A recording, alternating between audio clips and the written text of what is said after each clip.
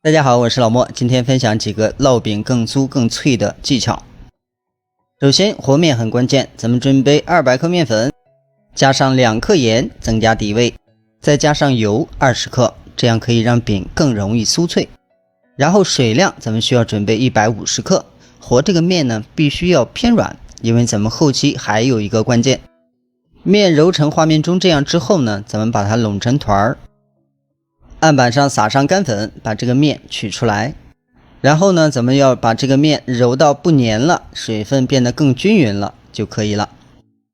面团揉好，大家可以看，就像这樣光光的不粘，然後直接裝进保鮮袋。然後咱們需要把它放进保鮮冰箱，待上1到2個小時，這樣可以讓面筋變得更筋韌，讓這個皮兒呢變得更容易脆。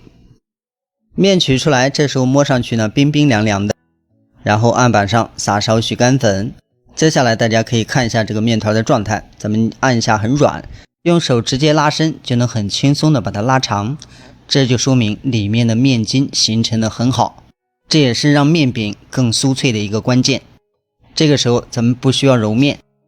簡單搓一下直接按扁，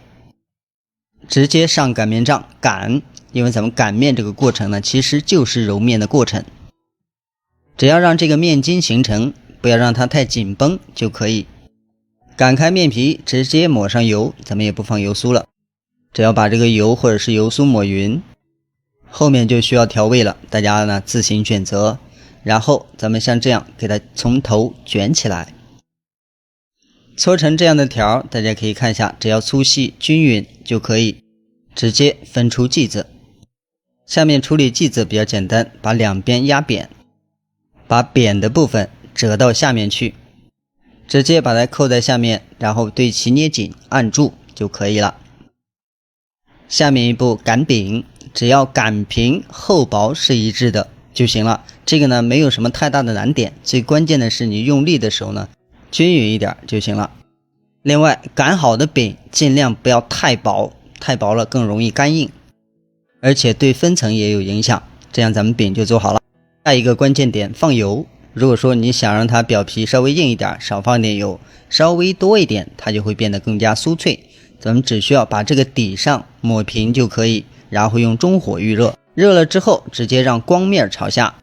放進去之後像這樣壓一壓，讓它貼緊鍋，然後蓋上蓋，用中火煎1分鐘。鍋蓋上有水，直接開蓋，然後翻面。大家可以看，這時候呢已經輕微着色，但是呢不能讓它着色太狠，然後再次蓋上蓋1分鐘，然後到點了再開蓋。咱們主要記住，做這種餅呢要短時間多次翻面，讓它兩邊上色均匀，直到面餅上面變得金黃，而且敲起來有點硬硬的。另外一面也是如此，只要它上色是一致的，基本上就可以了。做过之後大家可以看一下，咱們轻點就碎，這個酥脆程度呢就出來了，裡面的效果呢也不差，分層也比較好。所以呢大家做烙餅的時候记好說的那幾點再去做就比較容易。好了，咱們下期再見。